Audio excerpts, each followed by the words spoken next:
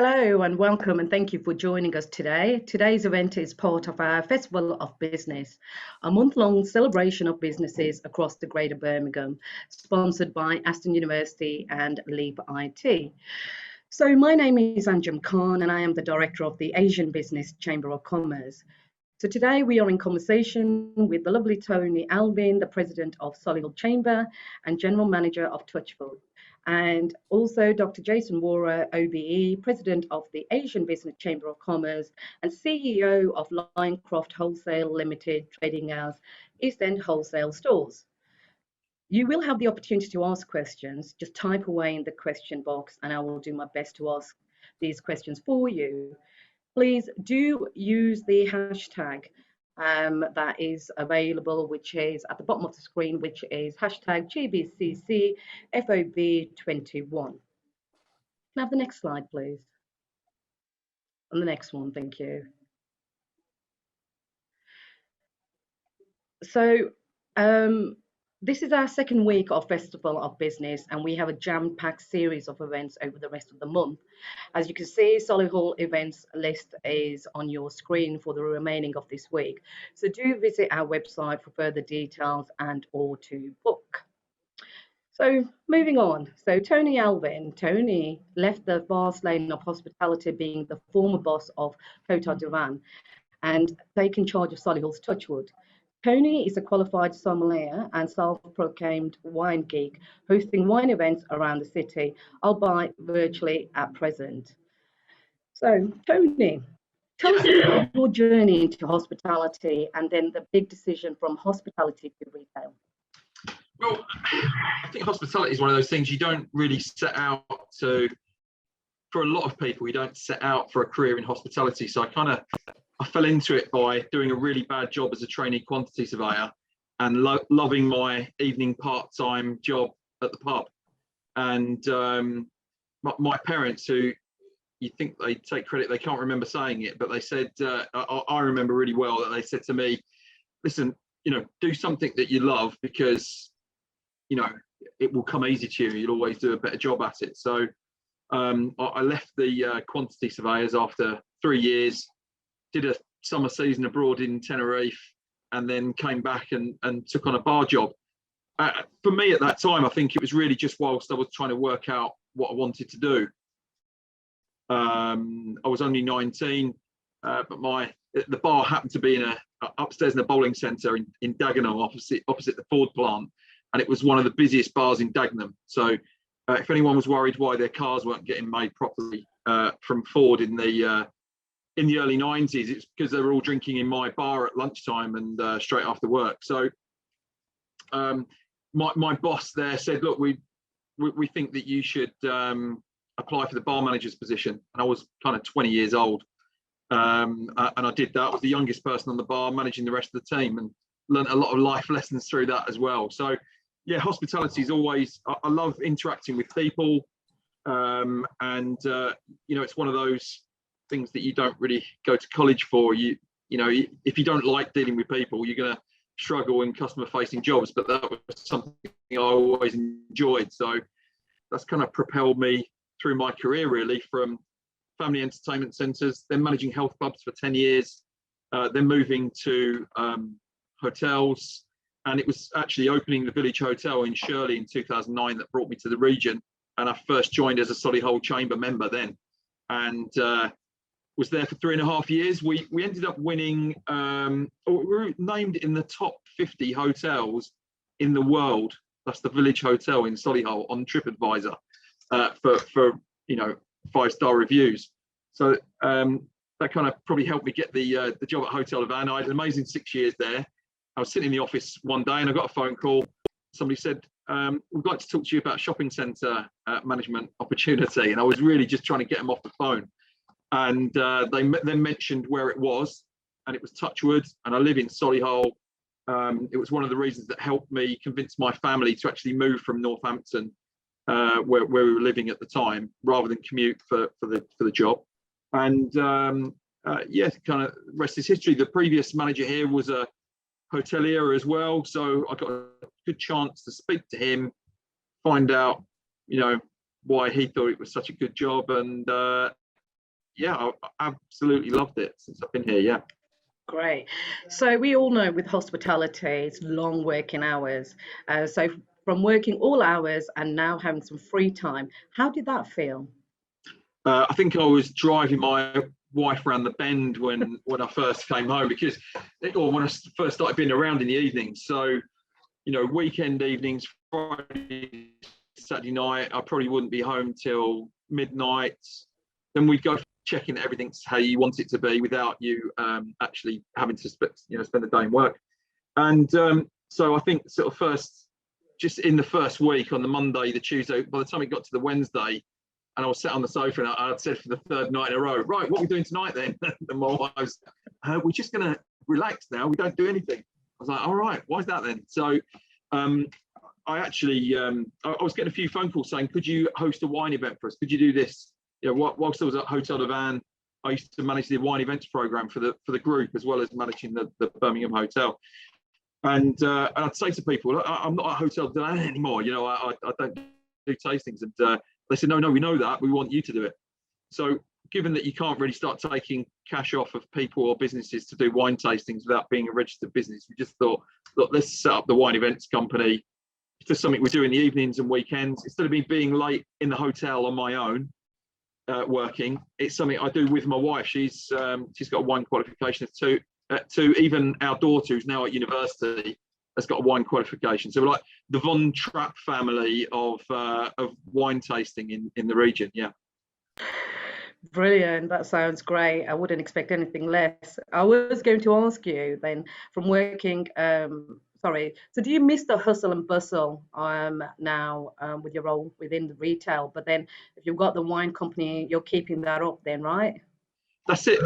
I think that's a key part in it. That you know, I do miss that.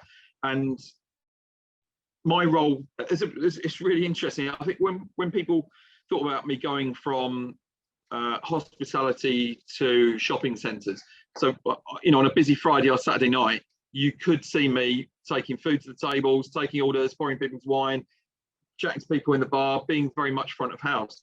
And I think certainly for a lot of my regulars at Hotel de Van, they probably assumed that on a busy Saturday afternoon in Touchwood, I'm folding jumpers in Next or something. But it's quite a different role in that respect, in that actually the business, it's more of a facilities management role. It's more about marketing, it's about driving footfall. It's not so much about the operation. I mean, we actually subcontract the operation today, housekeeping, recycling, security, out to another organisation. And whilst I still consider them to be my team and I'm their general manager, it's not as hands-on in that respect. So for me to play about and have a bit of fun with wine and do events with, you know, because at Hotel de Van in Birmingham, there's such a great relationship between the hospitality venues, but you're very self-interested to make sure that you're busy as opposed to somebody else. Opus, when they're open, I could do something at Hyatt, something at Hotel de Van, something with Bill at Loki, you know, so it's been brilliant to work with all my peers in the hospitality industry to do fun events together. So yeah, really good. Great, thank you. So I mean, I met you when you were a GM at Hotel de Van, and I know that you are known as a go-to person for many individuals, a role model, mentor. How does that feel? I'll probably get blushing a little bit now, because it's I don't think it's anything you ever seek out, but I take it as a great compliment. You know, I feel it feels great if somebody wants to reach out to you and ask for advice. There are a number of people within the hospitality industry that I still meet with on a regular basis to talk about their career and outside the hospitality industry. I think it comes back to that thing. If you're a people person, then you like helping other people. And I think a lot of what we do in the chamber is about making the effort to go out of our way for others in our business community. And in my experience, whilst you never expect anything back, these things have a habit of going full circle, and people make a habit of going out of their way for you, recommending you, saying nice things about you. So you do it for the other person, but it's always works well in that relationship. So yeah, yes, a really nice feeling. Great. So any of our attendees today, if you want any support or any advice, Tony's available Just give for Jason you. a call. Brilliant. I know that you are very passionate about diversity and inclusion. Why is it so important to you? How did that come about?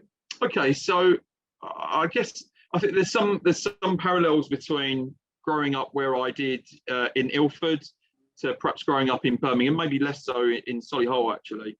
That, you know, when I went to school, I think when you start going to school and you don't really see colour, do you? You just see your friends at school that you're gonna have a kickabout with or play Star Wars with at the playground at lunchtime. And I think prejudice is something that's taught to you by other people, and something I remember moving at 7 years old from Highlands Infant School in Ilford, moving out to Essex, which is kind of all around London. People that sort of grow up in London, as you start doing better, you move out to the home counties and stuff. And I guess that's what my parents aspired to do.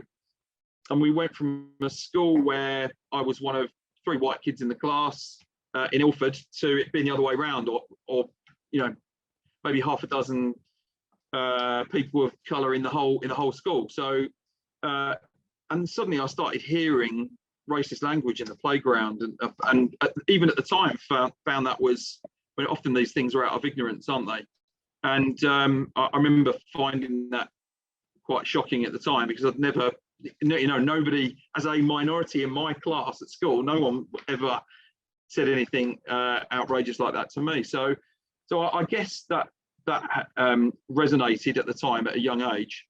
But also I think we've come to a point now where, you know, I think we all try and live our lives to be a positive influence on those around us, or to do the right thing. But I think we've come past that now, haven't we? And you know, we're at a point where if you know, a number of people in our society will have been a benefit of unconscious bias and privilege, and it's the responsibility of those people to stand up and speak for others. Whereas I guess maybe in the past you just felt that, you know, just do the right thing yourself. That's not enough anymore. Not if we're really going to make a change. I really feel like this country, we've gone backwards over the last few decades. You know, maybe those feelings were always there, but people felt too ashamed to say them out loud. And so yeah, now's the time where we need to stand up and be counted, and stand up for other people, and say what we believe is right, and call people out if what they're saying isn't correct. And that's not just around colour, that's you know, about any prejudice. You know, if somebody's telling you a homophobic joke, or they're, you know, or you know that they speak to women in a certain way, then you should speak up, or you know, and choose different friends and make your voice heard. It's not acceptable just to ignore it and, well, he's okay, that's just his opinion, I'm all right. Yeah, absolutely, because you know, it's a huge thing. I think diversity and inclusion is like a bit of a boomerang. It keeps coming back, and we're all meant to be working towards it. And you know, we all are responsible for this as well. Do you think that you know, from your school days into the business world, has there been a significant change around that, Tony? I think things are. I think in an environment where people have better access to education, you'd like to think they make better decisions. And so I think there is more progress in the workplace than there is, you know, Twitter is absolutely horrific at the moment. Yeah. You know, we've got a young guy like Rashford pulling on an England shirt to represent the country, and people are giving him abuse when he, of anyone in that England team, has done so much for young people in this country and spoken out against injustice. So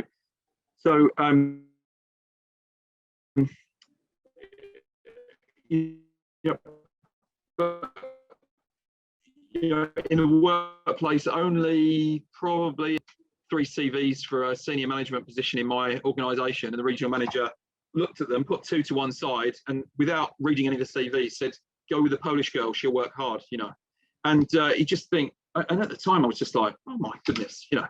And it was somebody that I, until that point, had quite a bit of respect for, and had looked after me in my career, and in a short space, I have to say. But yeah, again, there's little things that happen that are quite jarring. That how did you deal with that? Did you call the person out, or did that change? I did call them out on it, but they kind of laughed it off, and they were a bit older than me, and said, "Oh, look, when you've been in business as long as me, you'll get to realise." And you're like, "Wow." And I think if anything, you make a pledge to yourself that you won't ever be that person. Yeah. Like when you're, as a parent, you always want. My parents did a brilliant job, I think, of installing the right values in me. But each successive parent, each generation, you still want to do a better job as a parent than your last parent. I think it's the same. It's the same with your boss. You might respect your boss and think they do a really good job, notwithstanding this necessarily this individual. But you always want to see, can you do better than that? Can you eclipse what they've achieved? Absolutely. Thank you, Tony. So, what advice would you give to someone who's thinking of changing their career path? What should they take into consideration before making that decision? So, especially, from hospitality to retail, that was a huge shift. What advice would you give to anyone else? Do your research. So, I don't feel like I've ever jumped into something that didn't eventually turn out to be the right decision. But, I would not have made that decision without speaking to those other people that are involved. And for me, for example, with leaving hospitality, I was offered a better job that I'd been waiting for a number of years when I actually decided to go. And then a little bit later, I was offered another, really attractive proposition to come back into hospitality. But actually, the decision was made, for quality of life. So I'd already researched what I wanted to do and why I wanted to do it to such an extent that it was too late for somebody to offer me something else. Because what I did get that they couldn't have given me was evenings back with my daughter before she went to university, making me go to concerts that I didn't really want to go to, but at least spending some good time with her. And, I could look back at that and say, look, I regret that I didn't do it sooner, but I didn't have the opportunity to do it sooner. And hospitality gave me the opportunity and the platform to do this now. So I'm really great. I would recommend hospitality as a career. And I think you'll be in high value at the moment with, I get phone calls every day. Does anyone ask me, people asking me if I know any good chefs, because we've lost so many in this country. Yeah. And maybe part of the reason that is the case is because we've made some people feel a little bit less comfortable about being in this country, which is unfortunate. Yeah. And something I think we need to work on as a community to be better.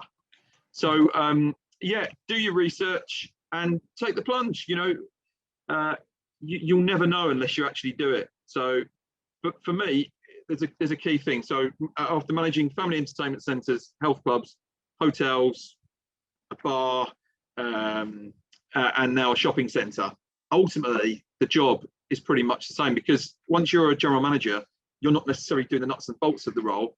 You just need to understand what it is and get the right people around you who do know the nuts and bolts. And managing a spaceship, a shopping centre, or a hotel, it's basically you're managing people. And if you're able to tell people where you want to go, they'll help you get there. I think anybody that micromanages their team to within an inch of their life to get, oh, right, I need you to do this in this way so that we can get this result, you're always going to fall short. If you tell people what the end goal is and it's something really aspirational, it matters less how you get there, but you're more likely to get there if you give people that freedom. And that's been the same, whatever I've been managing. And I could then go and manage something else now. I feel more confident even now that we could go and do something entirely different and come out of hospitality and or retail and do something different once again. So yeah, it's just a people business. People business, great. So leading on, as president of the Solihull Chamber, what is your vision? What are you hoping to achieve during your tenure? Well, what I don't want to do is have 2 years where we've just kind of trickled along and everything's still the same. I think it's a real opportunity. It's one that I'm really proud of, to represent the place where I live And so I've got, you know, quite a busy agenda of things that I want to do over the next 2 years. And it won't be achievable just by doing, you know, bi-monthly exec meeting. I need my team to spend some time in working groups outside of our normal meetings to get more achieved. We're really lucky that we've got a really vibrant, positive Solihull Chamber of engaged members, exec team, leadership from previously from Lillian and now Sam. So we've got all the tools in place to achieve some great stuff. But some of the things we were looking at, work inspiration. This has got to be, you know, it's been tough for everybody over this past year, but, you know, what has it done to our young people? Been no work experience and therefore no work inspiration. Young people finding it harder than ever to get into work, companies constricting. So really calling on the business community to step up and provide that inspiration for young people, but also, you know, maybe that's going into schools, maybe it's having students back into the workplace, which we're going to start doing again from next month. Sure. And providing work opportunities. So that's the first one. Sustainability. We've got a webinar on that later this week. I would like to think of Touchwood, not something that I started. My predecessor Andy Cole led on this, and been so impressed by what he's achieved at Touchwood. Local leaders on sustainability. So we want to help other businesses achieve some of the same things, working towards a net zero future. We're accredited with the ISO 14001 for impact on the environment, 50001 for energy management. We were the first shopping centre in the UK to get that qualification or that accreditation. And then just a few weeks ago, we got a 2-star Fitwell rating. We're again first shopping centre in the world to be accredited to Fitwell 2 stars based on having a healthy building. So there's loads of stuff that we can share to help people on that journey. It's not just about changing the light bulbs. So it's really important. It's something that's not going to go away. The next thing will be Arrive Alive, which is our charity for this year. They didn't get as much out of the relationship last year as they should have done, so we've extended it, and we've got a dedicated team that are going to be looking at that to raise some great funds for them. There's we talked about diversity inclusion. We're really looking forward to working with Carl George later in the year. We want to review our constitution. I think the blend in our team is really good, but you know, in our exec team is really good, but it might not have been. And I think if there's a legacy I'd like to leave behind, and it won't be me making these decisions, it will be us collectively as a community making these decisions. I want to make sure that that we are a diverse bunch moving forwards, and that there are appropriate mechanisms in place to ensure that everybody's well represented. Then keep business moving, which is our chamber mantra from every division. Never more important than now. Providing thought leadership, access to information, and great networking, so that we can drive business for our members. And then finally, events and social, which again ties into all of this. We spend so much time at work that the time that we spend together when we're not at home doing things like this with the chamber, we need to really make that it needs to be fun, and it needs to be useful. So there's going to be a big focus on events and social. With my wine connections, I keep getting nudged. When's the wine event then? So we've also got Loki Wines has appeared in our chamber recently as well, which is great news. So we'll make good use of that. But yeah, plenty going on. Thank you so much, Tony, for sharing so much with us and giving us an insight of what you're looking to do and are doing as well. So reaching out to our attendees today,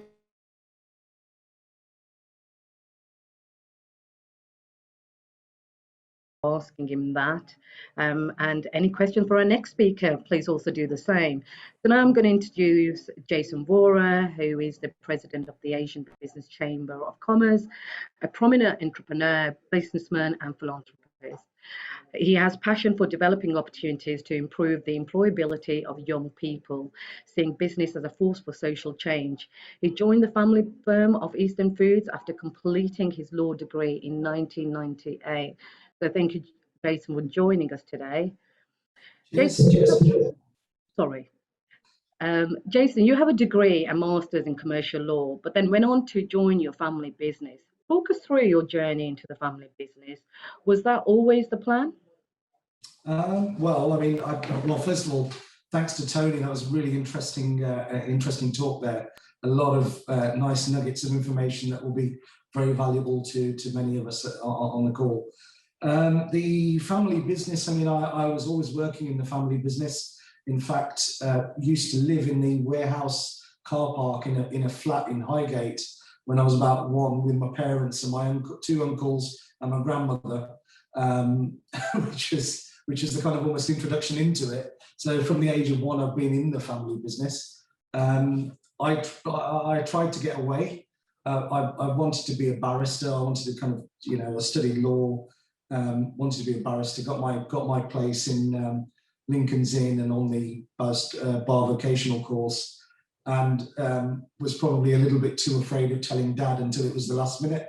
So I was working in the business all along, but then I went to Dad and said, Dad, I'm gonna make a move. I want to be a barrister. This is my life's dream. And he said, you must be joking. And I thought that was the weirdest thing that a parent could come out with, because you got a kid that wants to do well and wants to become a professional and so on, which is actually most Asian families, as you'll know, always push for that kind of thing. But he said, well, I've spent my lifetime building this business with the family, and now it's for you, and you want to walk away from it. So it was the old Indian. Anyone that's seen the Bollywood movie, you'll know what I'm on about.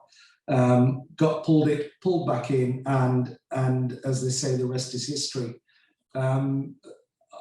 You can only look at these things in retrospect, looking back on your life, and I have to say I can't complain, or at least no one will listen if I do. Business is really interesting. I think I like the fact that you can be a master of your own destiny to a degree.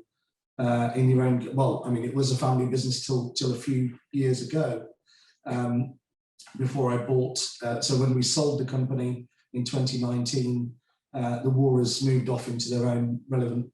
Some retired and some have gone on to other things. And I didn't want to leave the business, actually, so I bought back 3/4 of the turnover of the business in our wholesale division. And that's £160 million a year when I bought it back, and have carried on basically. So in the first year, we've had a good year.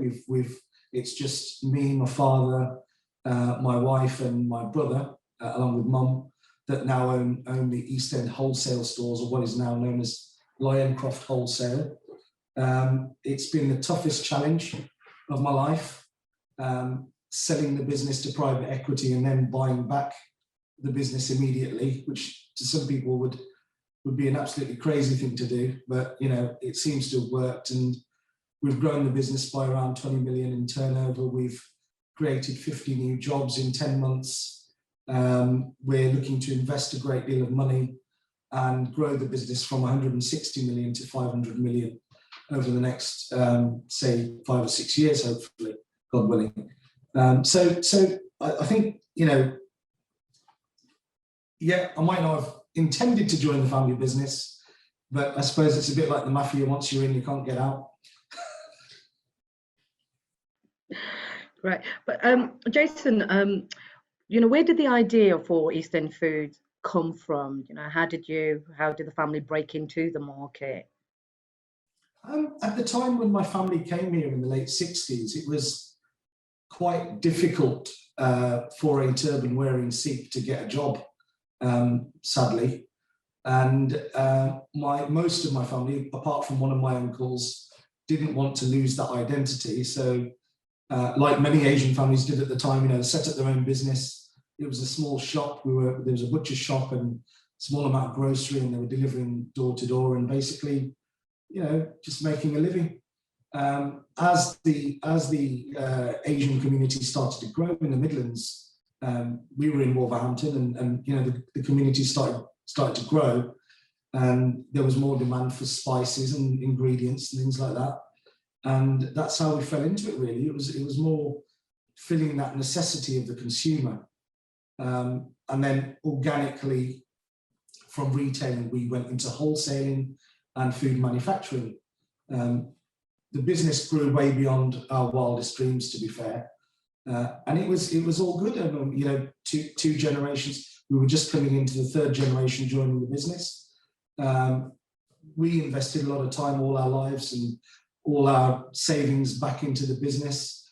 And fortunately, the policies that we chose around the quality of goods and producing everything here in the UK paid dividends in terms of the brand loyalty. And as a result, the brand started to gain a lot of momentum. Sorry, you're on mute, Anjum. I've just done what everyone's been doing for the last year and a half, right? It wouldn't be right if I hadn't. So Jason, what were the pros and cons working in the family business? What would you say? There's a lot of benefits. We were a very big family. There were 5, so it was my dad and his 4 brothers. So you can imagine there's 5 branches of the family in the business. 3 generations. Actually, just recently, I suppose in the last 2 years, we got to our 4th generation. So it was complicated. It was a broad family unit with many different kind of wants and needs and so on. I think I go back to the fact that you can be a master of your own destiny in business is always a good thing, and the decisions you live or die by the decisions you make. So, you know, in that respect, it's a good thing to be in. I can move very quickly, so if I make a decision, you know, it's enacted within the day. You know, there's no problem. I've got a very, very good team with me. So looking onto the new business, you know, without dwelling too much on the kind of dynamics of how family businesses work, I suppose that's a story for another day. But there are complexities, but actually there's a lot of benefits as well. And we were very lucky that we had a really, really good team and people who had been with us from day one, actually. So that actually enabled the growth. And as Tony said earlier, you know, it's the people. It's not necessarily the owner or the boss that does it all. It's you know, we're setting the direction. We're setting the general flavour of what's going on, and then having our people help us to achieve those targets and those ambitions. And that's what's really, really good to see when you see people growing around you and developing and becoming part of that extended family. I think it's a wonderful thing. Yeah, great. So no doubt working in a family business, there's going to be agreements as well as disagreements. Did that ever go home with you? Always. In short. Always. Look, when you're in a business of your own or a family business, you will never switch off. And that's I suppose the downside, is you will never switch off. If you're committed, you love that business, you've got a real emotional tie to it. That's why I couldn't sell it. That's why I had to buy back, because I couldn't bear to drive past our place and say, oh, well, that could have been a lot bigger than it was, or that could, you know, what could have been, kind of thing. It's about what you do to help achieve the aim. So in a funny kind of way, you know, albeit we haven't got the East End manufacturing side anymore, but certainly on the wholesale supply chain side, we can make it a real good go of it. Fantastic. So, Jason, you were awarded the honorary doctorate for your contribution to entrepreneurship and business development by Aston University in 2014. In addition, you were awarded an OBE back in 2017 for services to business and international trade. How did that feel? How did the family take that? With a degree, many people obviously congratulated me and were very happy, and there were certain people that weren't quite as happy. Unfortunately, that's just life. But in terms of how it felt, I mean, it felt amazing because it came as a complete surprise to me. So there was no expectation that this was coming. It was just suddenly I got a letter, and in both cases, actually, I don't know that to this day who put my name forward, how I was recommended to the various people that make these decisions. I can only presume that someone's been watching what I'm doing and what I do in the community, and you know, being involved in various voluntary roles over the years, and thinking, well, you know, he's doing something outside of what he needs to do in his own in his own day-to-day life kind of thing. So it's a massive privilege. I mean, you know, an OBE or a doctorate, you know, there's not many people that get them, and it's a massive, you know, a massive surprise, a massive honour, and actually in a way very humbling as well. Great. You've served on many different boards and still do.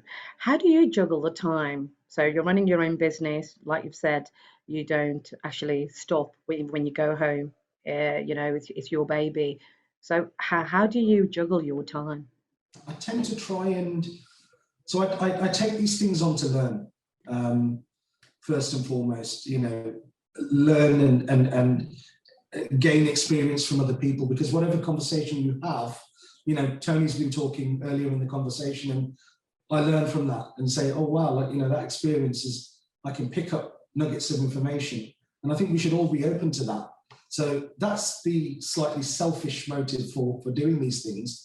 What I tend to do is I tend to compartmentalize my time and say, look, if I'm dealing with voluntary, I'll either go in the morning or I'll go towards the tail end of the day. And I think you know this, Angela, because we have conversations at, you know, 6, 7 o'clock at night kind of thing.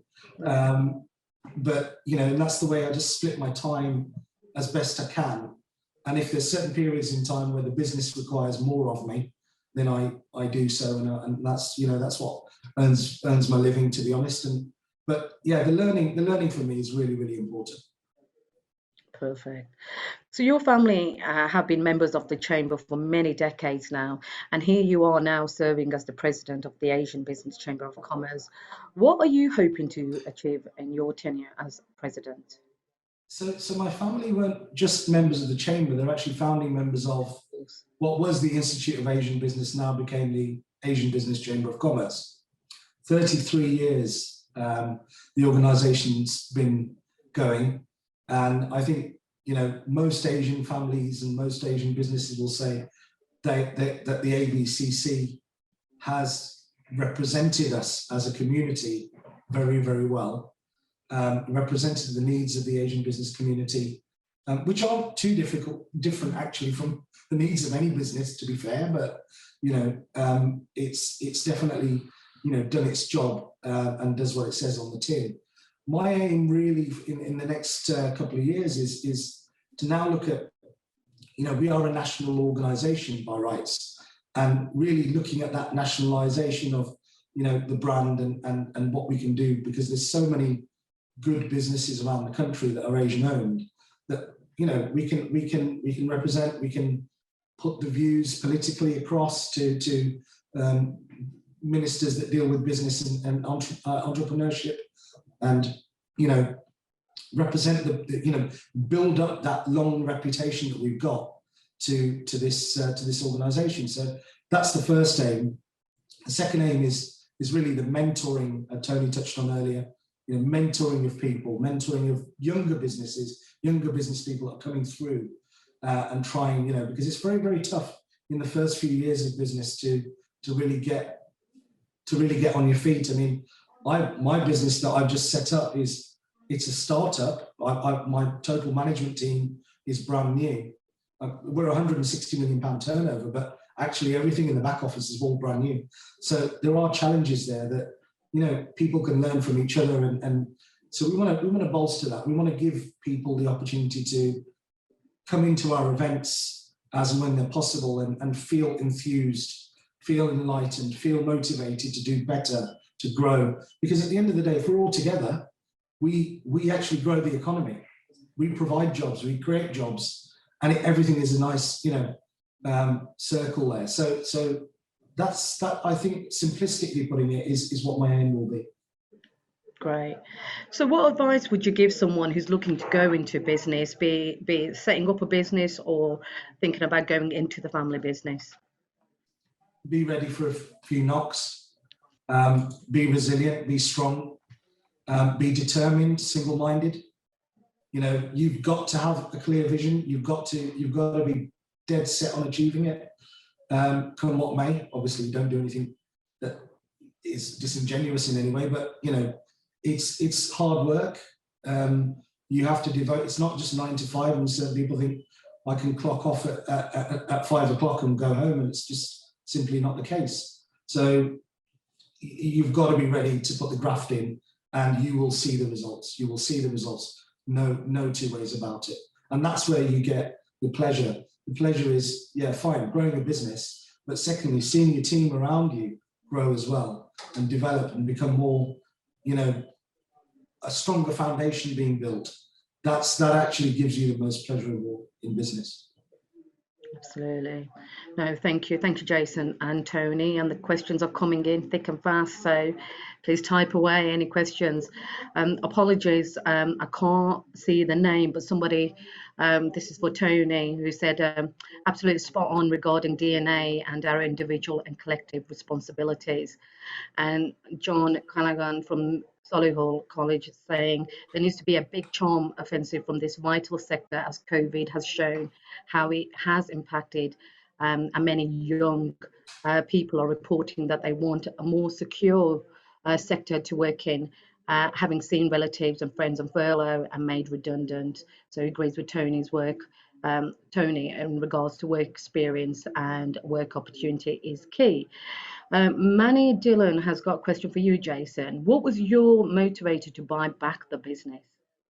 I always thought that East End Foods was £1 billion company in the making. And I think realistically, there's the family and there's the business, and that at some point you've got to make a decision to become more corporate and more kind of a bigger, you know, bring new blood into the equation. So really, it was firstly that I didn't want the business to be sold, and secondly, I wouldn't be able to bear to drive past these places, our buildings, and say, "Oh, I once had something to do with that company." So it was really just my gut feeling and my passion for the company that made me do it. Great, thank you. Most difficult task of my life so far.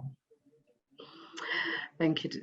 Tony, Brad Ponks is asking, what do you see as the major opportunities to businesses over the next couple of years? I think it's to take the plunge, to take on that extra unit, to, you know, start up that business of your own that you've been hunkering after doing. So yeah, I think now is the time. There's better deals to be had for tenants now than ever before. It's Independence Day, if you like. So where large chains are constricting, it's providing opportunities for independent business. And within Touchwood, 70% of the new lettings coming into the centre are independent. It's the same across Solihull Town Centre as well. That's not to say, you know, the age of the brand is dead, but I think we're quite discerning now, and we want something individual, want something where we know where it's come from and who's behind it. And so, yeah, now's the time to go for it. Great, thank you, Tony. And Jason, Brad Ponks is also asking you a question. He's a fellow family business worker working with his brother and wife. What part would you say is the best part of working with the family? Oh, I feel sorry for him. What's the best part? I think because you're all together in the journey, and I think it's nicer working with a smaller family unit. I mean, as I said, I was working with a really huge family unit and working with now my immediate family, and I think it's really enjoyable, and you can really create your value set in the business related to what your own values are. You know, we set our values up recently and said there's 4 values. There's honesty, there's opportunity, so making most of opportunities you've got. There's the power to achieve those goals, and having energy, constantly being energetic and making things happen as a group. And you'll see that spells hope. So those are our new line prof values that we put through to our team and so on. So it's actually, because you're all connected for the same goal, then you start to bring that wider working family into it, and actually you get a lot of pleasure from just seeing how things develop so quickly, you know. Brilliant. Right, I have a question for you both from Jazz Rohal. She's asking, well, she's saying you both are great role models, and that's without a doubt. Who inspires you? So, Jason, I'm going to go to you first. Who inspires you? I've got lots of people that inspire me. The obvious choices would be people like Richard Branson and so on, but actually in a funny way, my mum and my dad inspire me, and you know, they inspire me to keep pushing.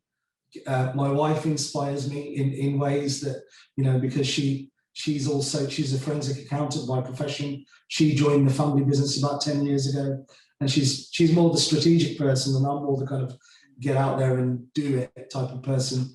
And between us, you know, we managed to make the thing work somehow. So there's the obvious choices, you know, all the big names and in business and so on. But I think, you know what, mum and dad and Dolly would be my answer. Brilliant, thank you. And Tony?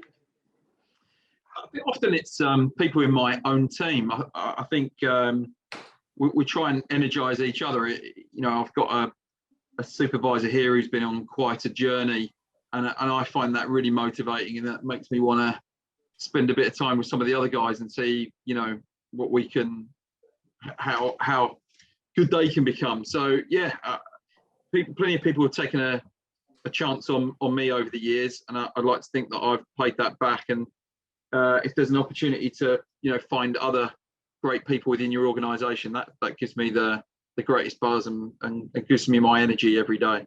So the people around me, really. People around you. Yeah. Perfect. And a question for you both again is from Annie Dillon. She's saying, what's your vision for the next 5 years? And what opportunities will this bring to young people? Tony, I'll go with you on that one first, please. Well, I guess that we're in quite a time, aren't we? So I think really, first of all, it's navigating these choppy waters we find ourselves in at the moment. So much going on with pandemic recovery, Brexit, that are having such an impact. So I think it's a time of resilience where we all really need to come together. In terms of I could definitely see myself still at Touchwood in 5 years' time. That said, we've got our first paid gig for wine tasting by a national supermarket. So they might say, come and be the face of our supermarket, and you know, who knows? I'll be on Saturday morning. Knock Ollie Smith off his spot or something. But no, in seriousness, I love doing what I'm doing. There's loads for us to do in the region. When my presidential term is up, there's still plenty to do for us to collaborate. There's been some brilliant stuff that the Chamber have put on, where different divisions are networking with each other, and we've got a chance to meet some different people, which we probably wouldn't have done if it hadn't have been online. So I think there's loads of great stuff that we can do with that. Just really excited this year as well for this gradual unlocking, whether it happens or not on the 21st of June. We've already got a lot of liberties back that are making life feel a lot more normal now. You know, the fact that you can have dinner with friends, or you can go and see your nan, or whatever it is, you know. So yeah, look, it's an exciting time. We're coming out of our chrysalis, getting ready to wave those butterfly wings and for recovery. Great. The same question to you, Jason. Well, I hope to continue with a lot of the voluntary roles that I am involved in. I've been asked to do a couple of others that I'm currently thinking about. So that's always in the background, but growing the business, growing Lioncroft to that 500 million turnover mark, and broadening my customer base. Within that, you know, there'll be opportunities for young people. I had, when the apprenticeship scheme started a few years ago, I took on around 40 apprentices, and we ended up keeping about, in the end, we kept about 7 or 8, which I always thought, oh, that's not a very good result. But actually, those 7 or 8 people now are my middle and senior managers, and they were like, you know, 16, 17, probably 20 years old at the oldest, and didn't have a clue at the time. You know, they were inexperienced individuals who were just looking for an opportunity.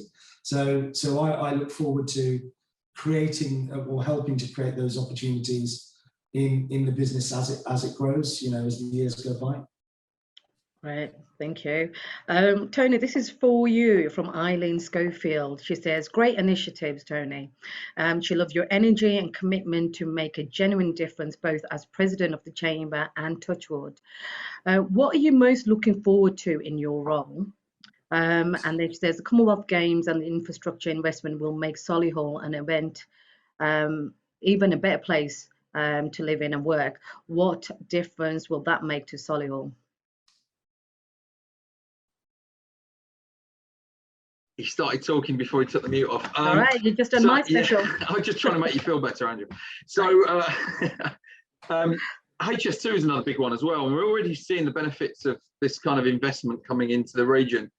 You know, Touchwood is in the process of being sold at the moment. We exchanged 2 weeks ago, and I think in about 11 days, the sale will be completed. And that is American money buying Touchwood.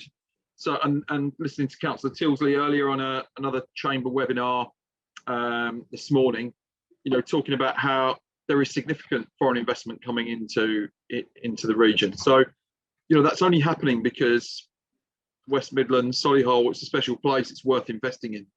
You know, HS2 is, you know, so many people get hung up on the amount of time it takes for the train to get here or go in the other direction. It's more about capacity. And whilst you could argue successfully that capacity is lower at the moment because of COVID, it won't always be that won't always be the case, and it should mean that travel is more affordable.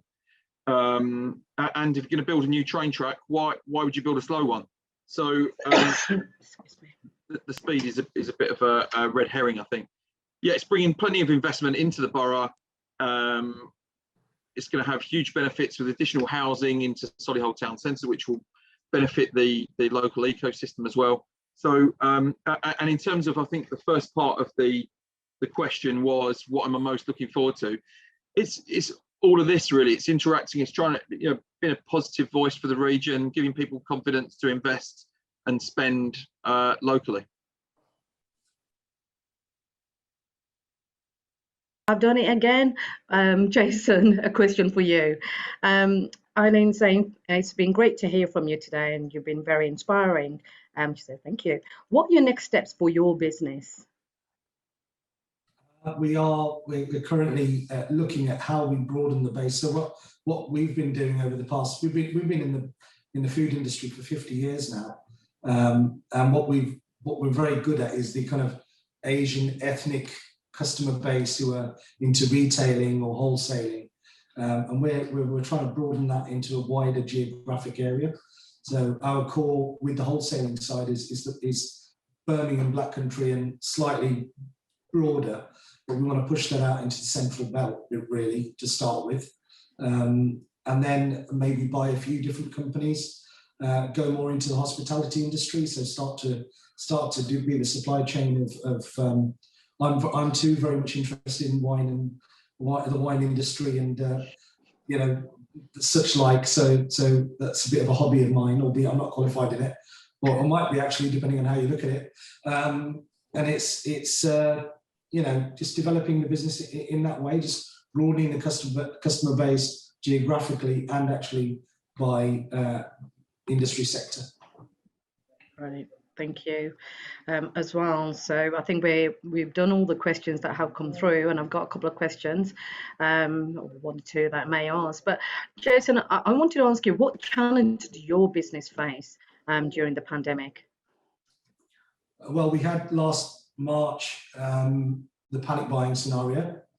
So complete and utter bombardment of our depots. I've never ever seen in my life our depots having empty shelves, and literally, you know, 3/4 of the place were they're like big aircraft hangars. You've seen it. You've been here, so you've seen the place. But it was just absolutely ridiculous. So trying to cope with the supply chain at that time was the most difficult thing. Customers wanted product and we didn't have it. So that's the biggest challenge. But we're just coming over that now, starting to kind of look back to normal, I think, from about 6 months ago or so. And then obviously the next challenge for me is having brought back the business in late June last year, setting it up as a new entity and getting my suppliers confident again that it is the same bloke running it, and it's not, you know, there's no game being played here, you know, and that kind of thing. So it's been a challenging 12 months, but actually a very fruitful 12 months as well. That's really good to hear. Tony, I hear that you do a great American accent. Where has that all come from? I've been seeing you on social media, on Twitter during the weekend. So where did the American accent come from, and how many accents can you do? Well, these are all, I know what's been referred to here. So Henrietta Brearley, our CEO at Greater Birmingham Chambers, came to one of our events on Friday night at Millennium Point, and it was Back to the Future with wine. So the premise is you sit in this huge auditorium, and we show you Back to the Future movie on a big IMAX screen, give you a glass of wine when you sit down, and then we stop the movie 4 more times to give you another glass. But the premise was I did the wine tasting as either Marty McFly or Doc Brown, depending which moment in the film it was. And there's no escaping the evidence on social media. But the idea was we took some wines that were really popular in the past. I mean, at the moment, everyone's drinking Prosecco. Marlborough Sauvignon Blanc, it's definitely it is starting to get on the wane now, where that's been super popular. In the past, it's been Pinot Grigio, it's been Chardonnay. But what we did is we went back to Cava, Chianti and a Fiasco, which is in the old straw basket, German Riesling, Mateus Rosé, and Beaujolais. And we got people to decide whether we should bring them back to the future or not. So that's what the reference was. But yeah, we do I've been known to do events as a German professor, an event called Wine Lab, where we do experiments with wine. We've done events where I pretend to be Hercule Poirot, and we do Merlot on the Orient Express, either over a dinner or while you watch the film. So the cat's out of the bag. It's usually just an opportunity for me to dress up. That's what my wife tells people. Yeah.